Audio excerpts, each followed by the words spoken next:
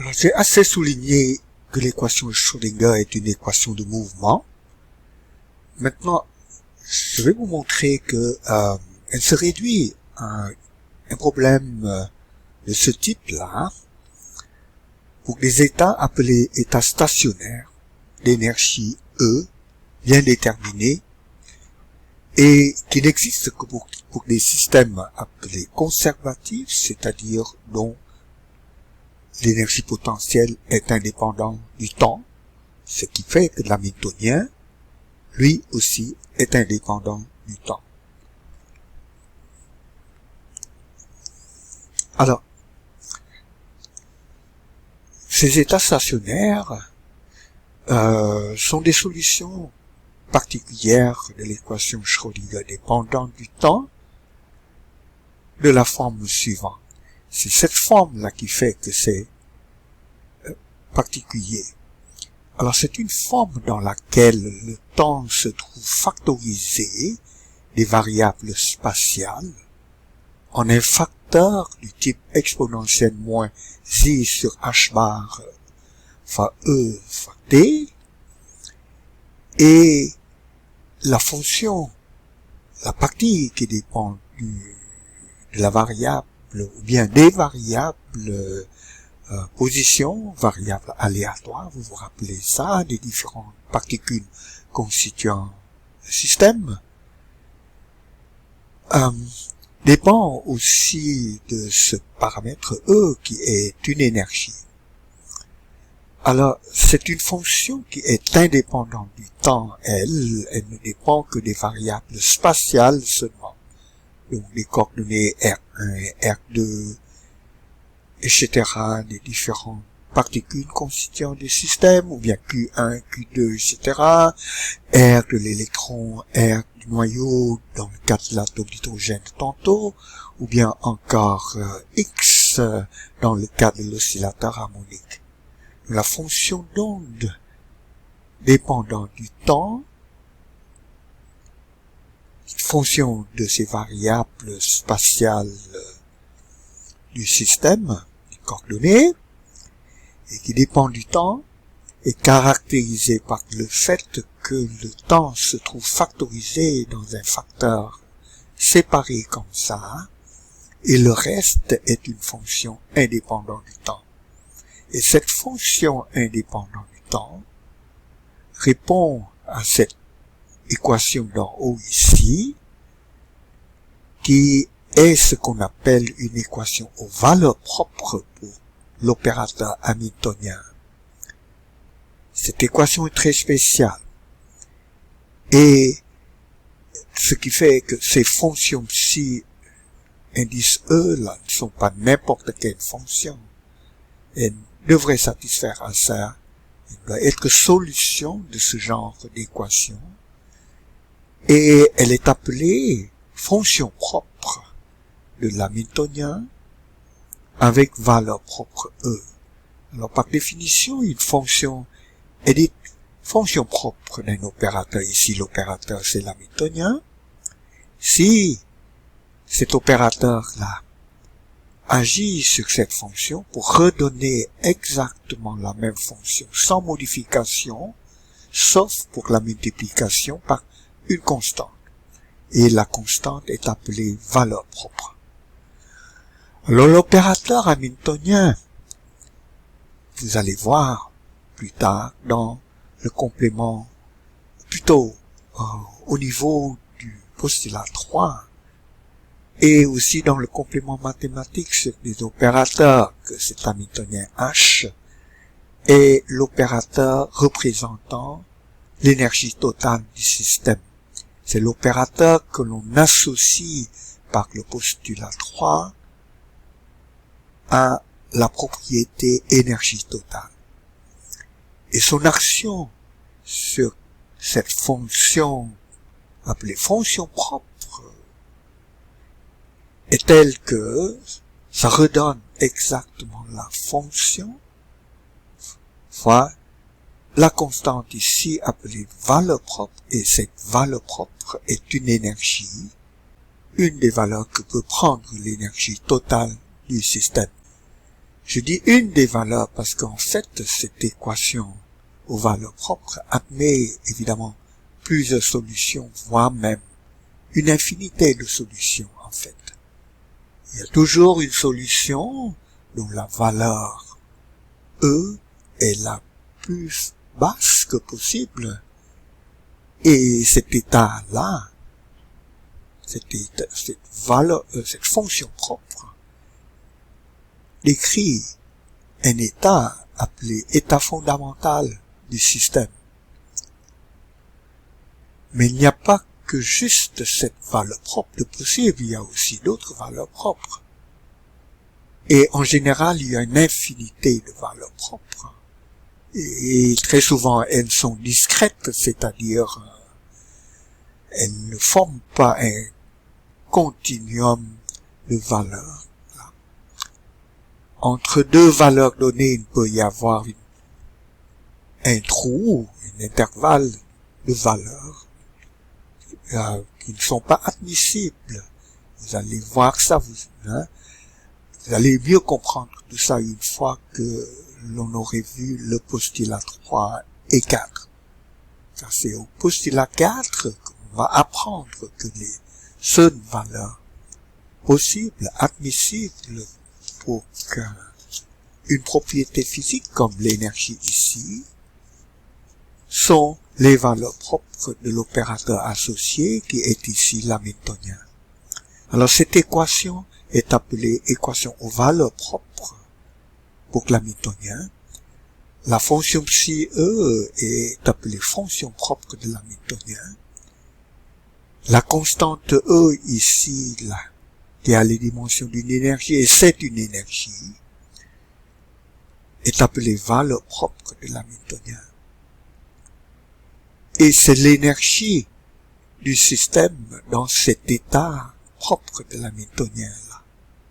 Maintenant, un état stationnaire s'obtient par la multiplication d'une fonction propre de l'hamiltonien avec ce facteur de phase qui utilise exactement cette même valeur propre E qui spécifie la fonction propre. Donc pour chaque état propre, pour chaque fonction propre de l'hamiltonien, on peut construire un produit comme ça, exponentielle moins I sur H bar fois E, la valeur propre, fois T, fois la fonction propre qui ne dépend que de R seulement, et on vérifie que ça satisfait bien à l'équation de Schrödinger dépendant du temps. Je vous rappelle que l'équation de Schrödinger dépendant du temps, je vous rappelle que cette équation-là est celle-ci. Et ce n'est pas trivial, là, de résoudre ça. C'est encore moins trivial de dire que cette fonction-là satisfait à l'équation de Schrödinger dépendant du temps qui est celle-là. Alors on va la démontrer maintenant. Nous supposons que j'ai un système décrit par des coordonnées Q1, Q2, Q3, etc. et d'hamiltonien H qui est indépendant du temps. Alors j'ai oublié de vous dire que ces solutions particulières de l'équation Schrödinger dépendante du temps n'existe que si l'hamiltonien est indépendant du temps, c'est-à-dire que l'énergie potentielle, la fonction énergie potentielle, ne dépend pas explicitement du temps.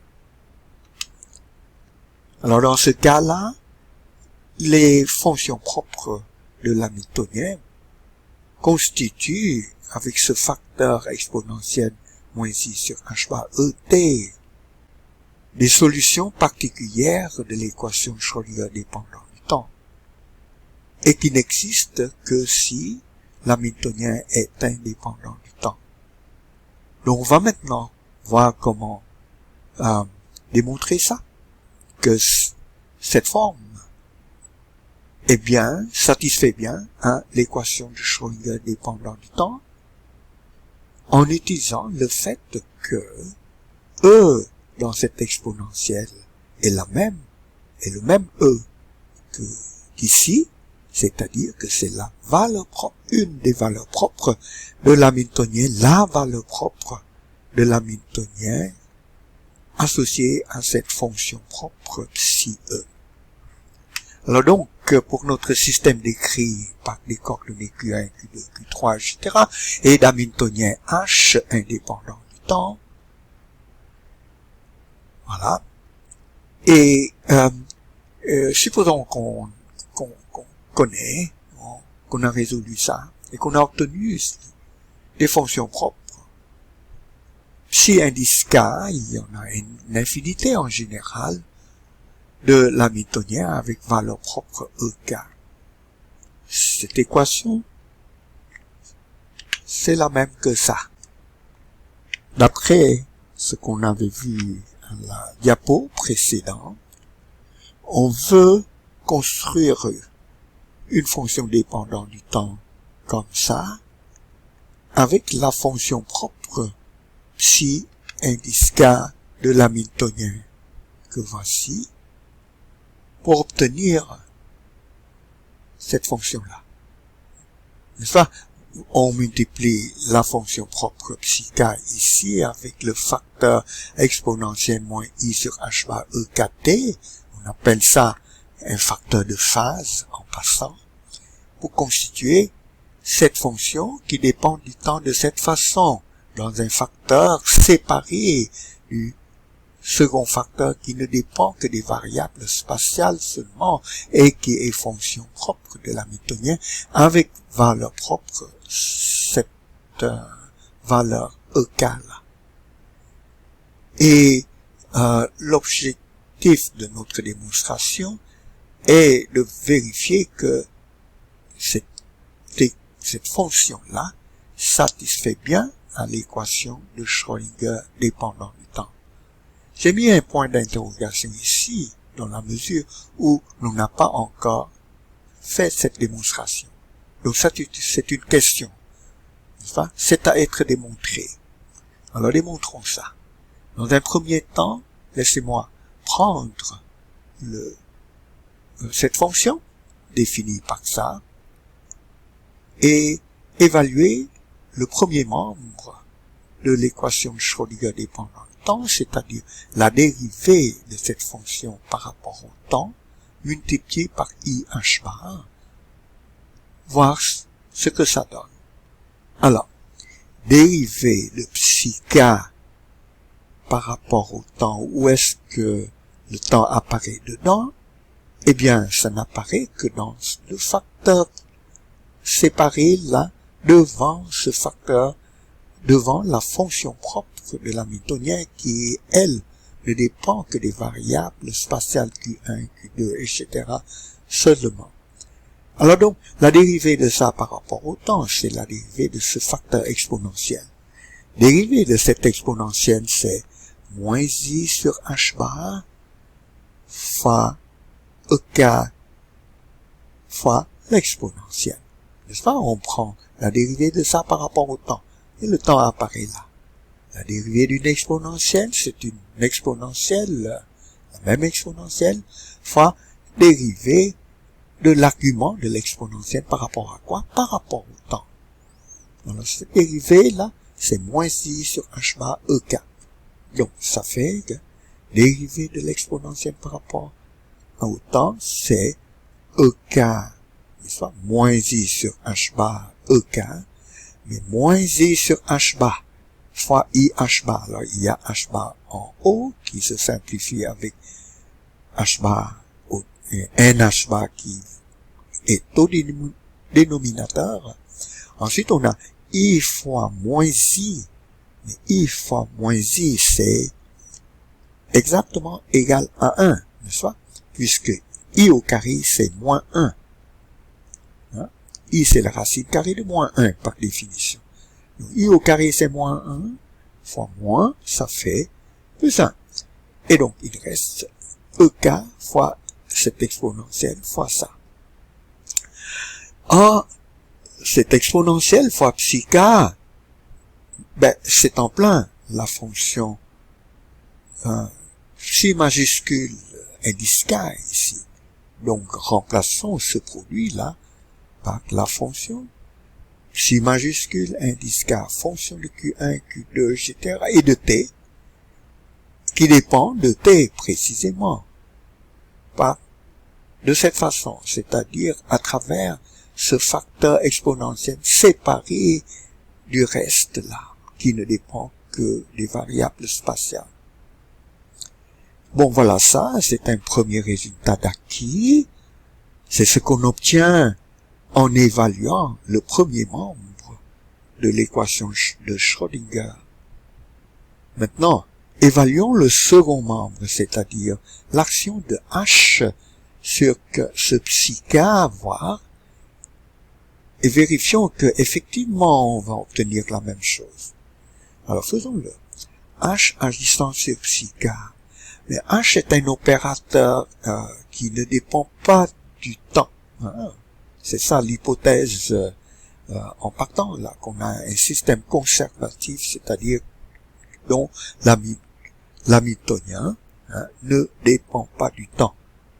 Et comme cet hamiltonien ne dépend pas du temps, ça ne contient pas non plus une dérivée par rapport au temps. Donc quand ça agit sur ça, c'est-à-dire ce produit-là, ça n'agit pas sur le facteur exponentiel, puisque H ne contient pas d'opérateur qui puisse modifier ça, c'est indépendant du temps. Par conséquent, H agissant sur ce produit-là, c'est H agissant sur la seconde partie, cette fonction-là, psi minuscule k. Voilà. En H agissant sur psi minuscule k, c'est égal à ek fois psi k. Donc on peut remplacer ça par ek fois psi k. Mais ek est une constante, une valeur propre. Ce n'est pas un opérateur. C'est-à-dire qu'il ne modifie pas vraiment cette fonction. Ça ne fait que multiplier, là, une constante qui multiplie cette fonction. Tandis que dans H, il y avait des deuxième dérivée, seconde dérivée par rapport au Q1, seconde dérivée par rapport au Q2, etc., qui modifient la fonction. Ça, donc, on peut pas, par exemple, mettre H1 derrière la fonction psi k. On peut pas faire ça, on ne peut pas faire balader ce H-là comme ça. On ne peut pas déplacer ce H-là. Quand on l'écrit comme ça, ça a un sens particulier, un sens très précis, et le sens, c'est que ce H-là modifie cette fonction-là d'une certaine façon. Par la somme des secondes dérivées de cette fonction par rapport à Q1, Q2, etc., chaque seconde dérivée est multipliée par un facteur moins h bar au carré divisé par 2 fois une masse. Ensuite, il y a un facteur potentiel qui vient multiplier ça aussi. Le tout, on prend la somme et ça, le tout donne une nouvelle fonction, normalement. Or, le propre d'une fonction propre, d'un opérateur comme H ici, c'est que, même si cet opérateur vient modifier ça, mais ça redonne la fonction après coup, fois tout simplement une constante.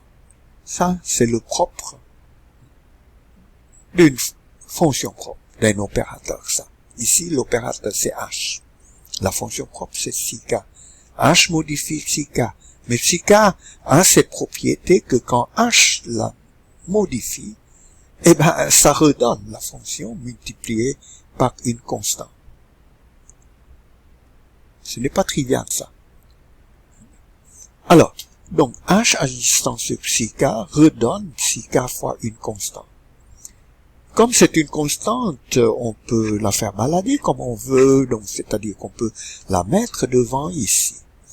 Et si on le fait, eh bien, on fait apparaître donc le produit exponentiel moins i sur h par ekt fois ça qui est en plein la fonction psi k ici, donc on peut remplacer par cette fonction psi majuscule k qui dépend du temps, là, à travers cette exponentielle-là. Et on voit donc que ça, c'est exactement égal à ça. Dire que ça, c'est exactement égal à ça, ça découle de quoi? Ça découle de ça, là. Ça vient de l'action de H sur la fonction psi k, fonction qu'on est en train de tester, voir si ça satisfait à l'équation Schrödinger dépendant du temps. Alors, l'action de ça donne ça qui est égal à ça, mais ça c'est aussi est égal à IH bar, dérivé de la fonction par rapport au temps. Donc, on conclut que cette équation Schrödinger est bien satisfaite, puisque le premier membre, quand on l'évalue, on trouve que c'est exactement égal au résultat qu'on obtient quand on laisse H agir sur psi ici. C'est-à-dire quand on évalue ce second membre. En d'autres termes, je peux maintenant enlever le point d'interrogation, laissez-moi faire ça peut-être, hein? Enlever ce point d'interrogation. Voilà. On a démontré dans ça que cette fonction satisfait bien à l'équation de Schrödinger dépendant du temps. C'est bien une solution de l'équation de Schrödinger dépendant du temps.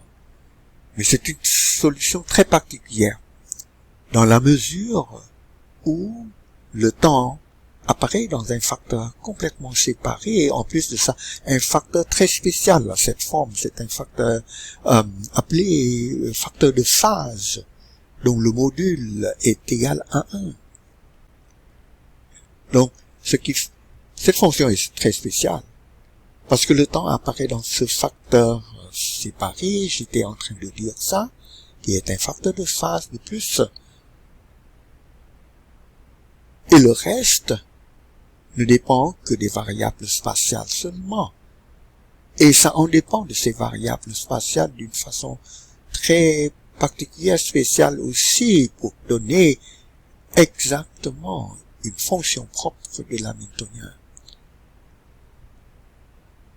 Voilà, ce genre de fonction dépendant du temps, définie par des fonctions propres de l'hamiltonien, associées à des valeurs propres, des énergies correspondant à des niveaux d'énergie différents du système, sont appelées états stationnaires. Ce sont des solutions particulières de l'équation de Schrödinger, dépendant du temps. On vient de le démontrer, on vient de le vérifier, que ce produit-là satisfait bien à ça. Or, maintenant, les fonctions propres d'un opérateur comme l'hamiltonien a une propriété mathématique que sur quoi je vais revenir au prochain cours, hein, quand on va faire le complément mathématique sur les opérateurs. Et cette propriété est que ces fonctions propres de l'hamiltonien forment ce qu'on appelle une base complète, dans le sens que n'importe quelle fonction, une fonction vraiment arbitraire des coordonnées Q1, Q2, Q3, etc.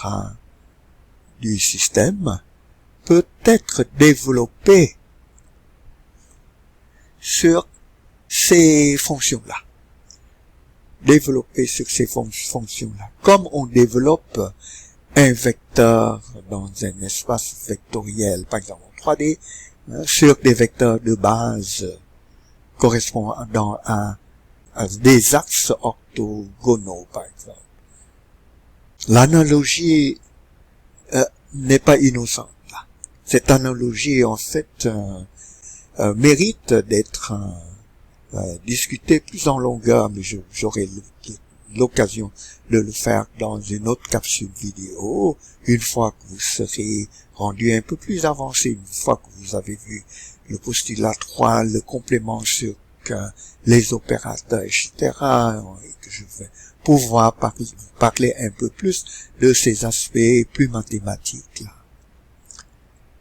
Pour là, il me suffit de vous dire que ces fonctions-là peuvent être utilisées pour construire une solution générale, mais complètement générale de l'équation de Schrödinger, dépendant du temps.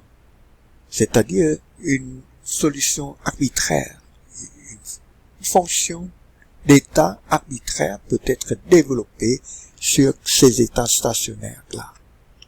Alors ça, c'est le thème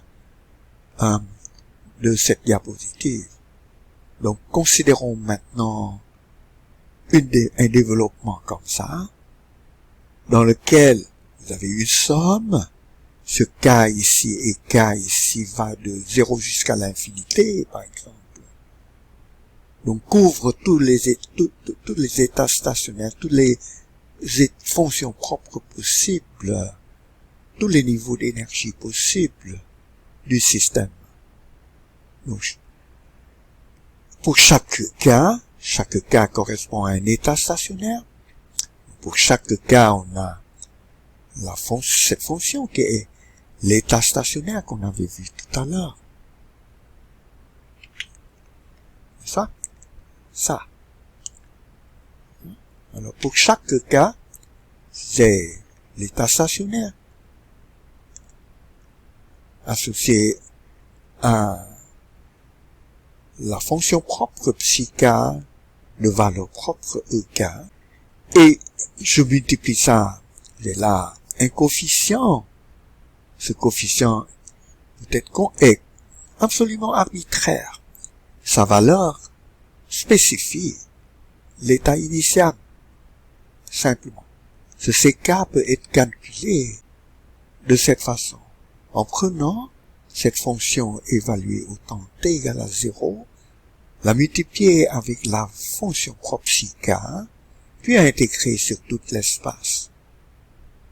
Plus tard, vous allez voir que ça définit un genre de produit scalaire, un peu comme si vous avez deux vecteurs, un vecteur qui est la fonction psi qu'on est en train de considérer là, mais prise au temps t égale à 0, et l'autre vecteur, c'est le vecteur de base qui est décrit par la fonction propre psi k associée à une valeur propre, la valeur propre ek là. Et ça, donc, représente comme un genre, puisque c'est comme un produit scalaire, ça représente la projection de cet état général sur l'état décrit par la fonction propre psi k de l'hamiltonien. Et ça, c'est ce coefficient, c'est comme donc une composante de cette fonction, ou bien ce vecteur, sur la base, les vecteurs de base que constituent ces fonctions propres de l'hamiltonien, ces états stationnaires. Alors, une telle écriture est toujours possible, puisque vous pouvez choisir ces cas n'importe comment, de façon tout à fait arbitraire. Ça correspond à choisir, à construire la fonction d'onde, la fonction d'état au temps initial d'une certaine façon, qui est tout à fait à notre disposition, ça. Donc, ces coefficients peuvent prendre n'importe quelle valeur. C'est tout à fait arbitraire. Et on peut toujours construire une telle somme. Pour former une fonction qui dépend du temps, non plus de façon aussi simple que dans le cas d'un état stationnaire, n'est-ce pas? Je vous rappelle que pour un état stationnaire, le temps apparaît dans un facteur séparé.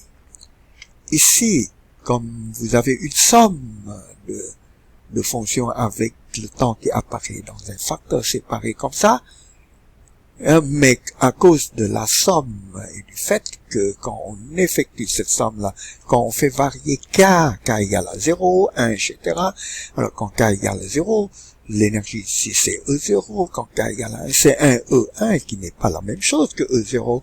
Ensuite, quand k égale à 2, c'est E2 qui est différent encore, de sorte que que l'on ne peut pas factoriser le temps à l'extérieur de cette somme dans un facteur séparé, n'est-ce pas, comme dans le cas d'un état stationnaire.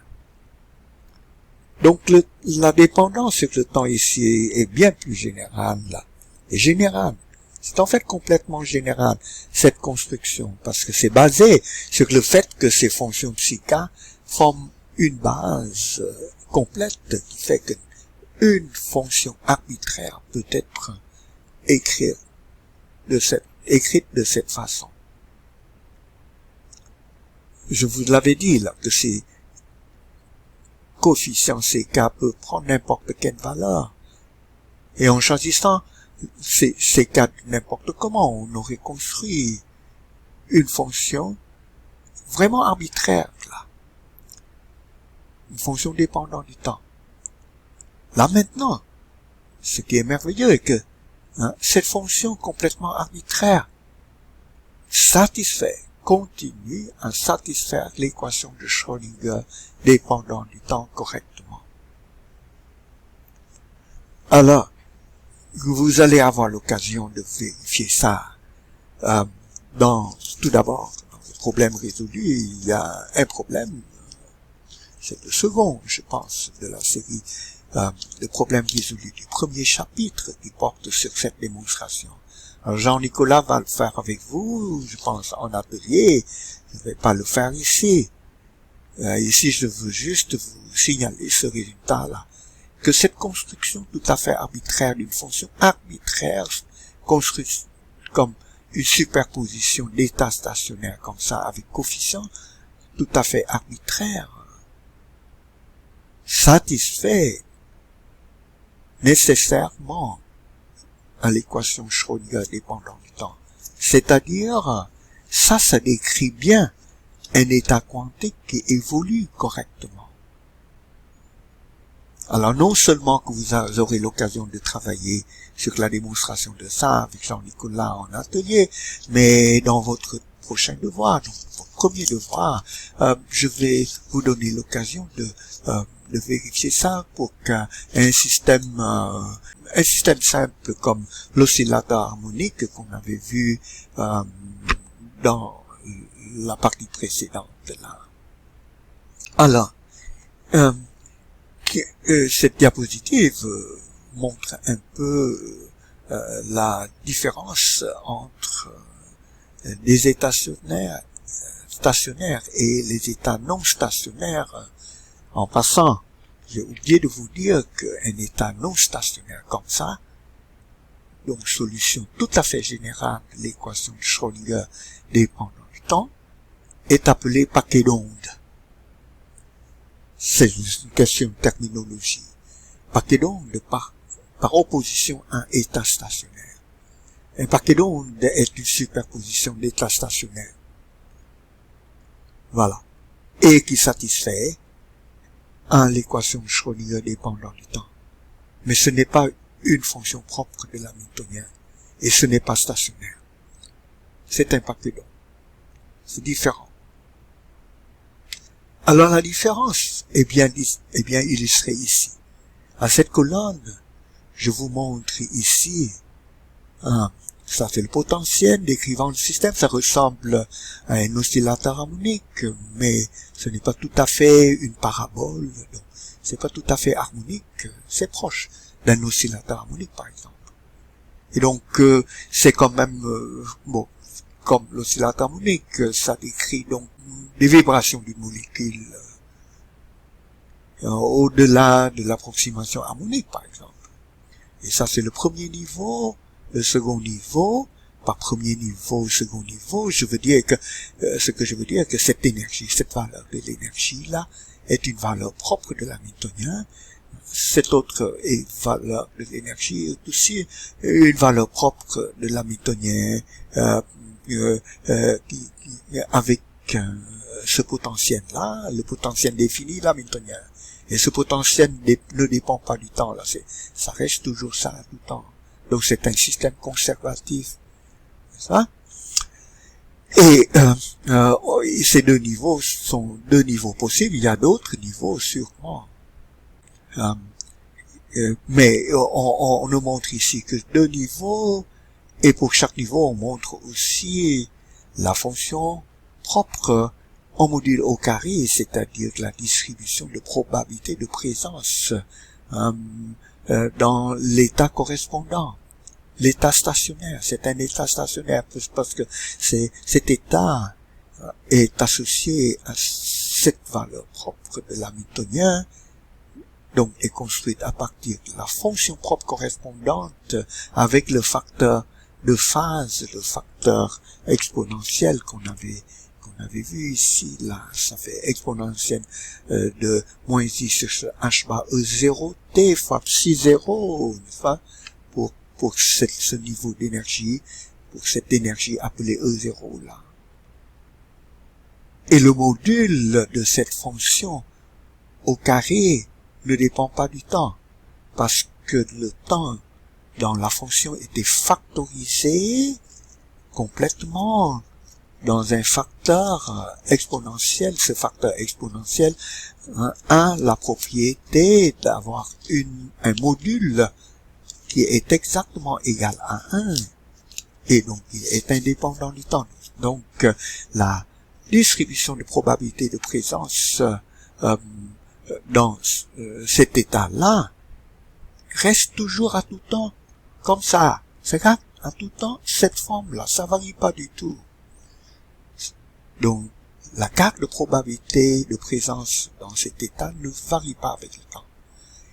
Il en va de même pour le premier état excité associé à ce niveau d'énergie-là, qui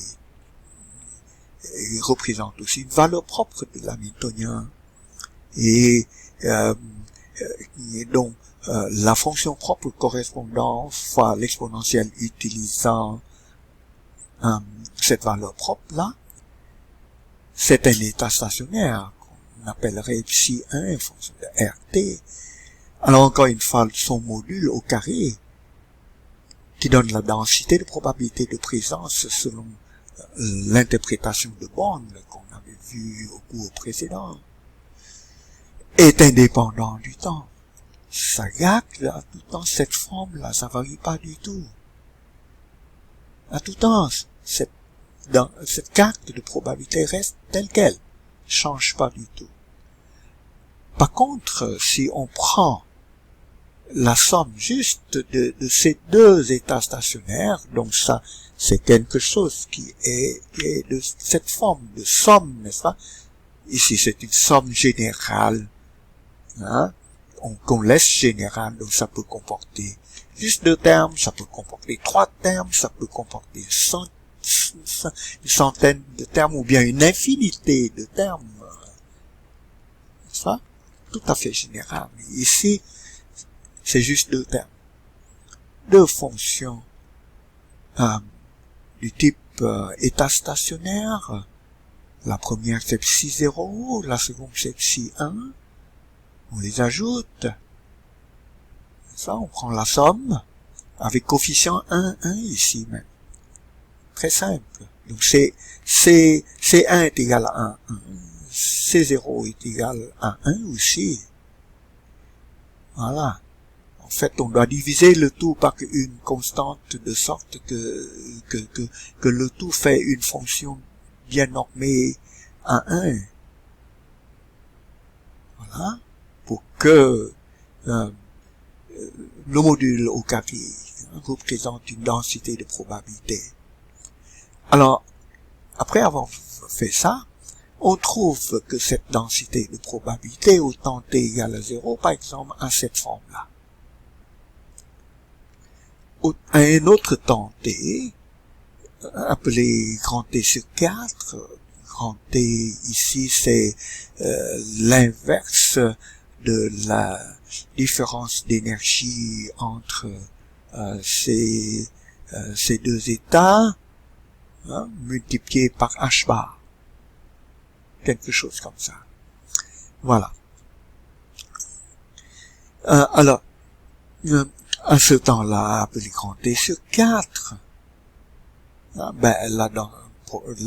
densité de probabilité, la distribution de probabilité, la carte de probabilité de présence dans cet espace configurationnel unidimensionnel n'est pas comme ça. Ça a changé. À un autre temps, ça a changé encore. Alors vous voyez donc que c'est tout à fait différent de la situation avec les états stationnaires. Les états stationnaires ont ça comme caractéristique aussi là que par leur forme, la carte de probabilité de présence dans l'espace ne change pas au cours du temps, ça reste tout le temps la même. Tandis que pour un état stationnaire, ça varie de façon non triviale avec le temps.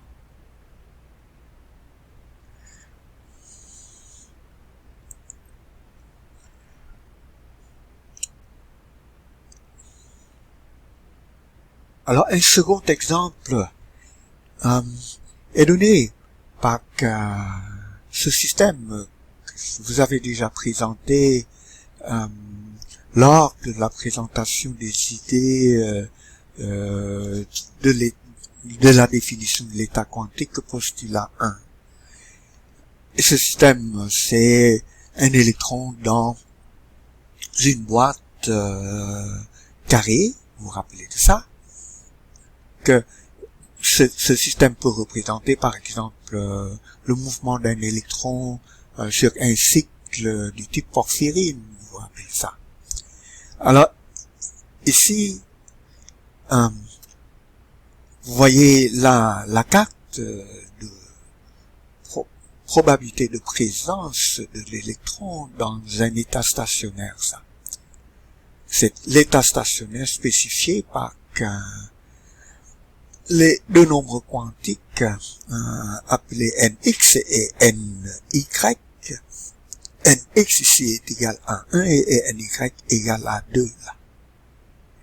Et cet état stationnaire donne une distribution de probabilité de présence, une carte de probabilité de présence qui ne varie pas du tout avec le temps. Laisse-moi vous montrer ça là. Je suis en train de faire changer le temps avec le curseur de temps ici, et rien ne change.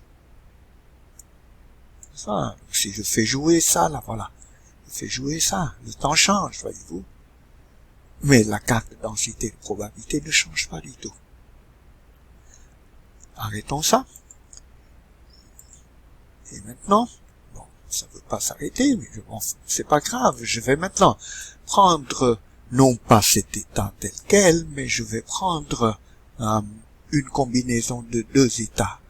Donc, au lieu d'avoir l'état 1, 2 ici, qui vient avec un coefficient de 1, bon voilà, 1, 1, 1, 2, 2, 1, 2, 2, 1, 3, 3, 1, sont des nombres quantiques, sont des paires de nombres quantiques qui spécifient des états différents. 1, 1, c'est l'état fondamental, ensuite vient 1, 2, 2, 1, et ainsi de suite. D'accord? Voilà.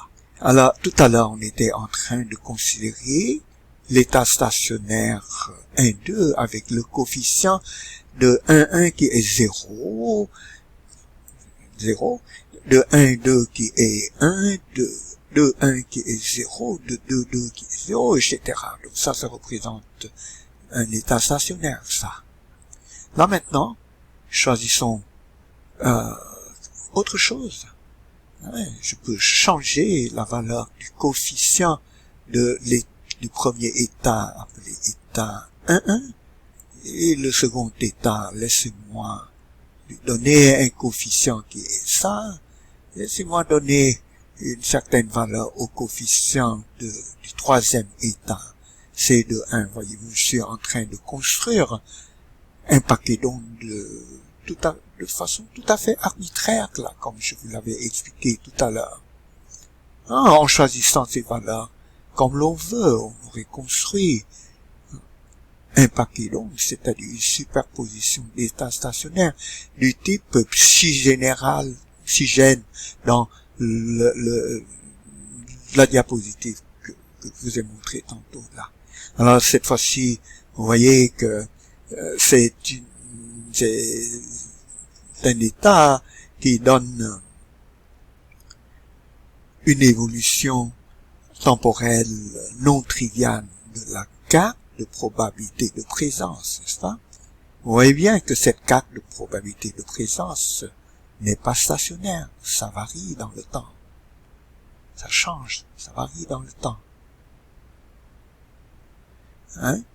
Voilà. Si j'ajoute encore d'autres composantes, c'est-à-dire je donne une certaine valeur à C13, la 4 va avoir une autre forme, ainsi de suite. Voilà. Et je crois que ça suffit là pour bien vous expliquer, illustrer le concept d'état stationnaire versus paquet long.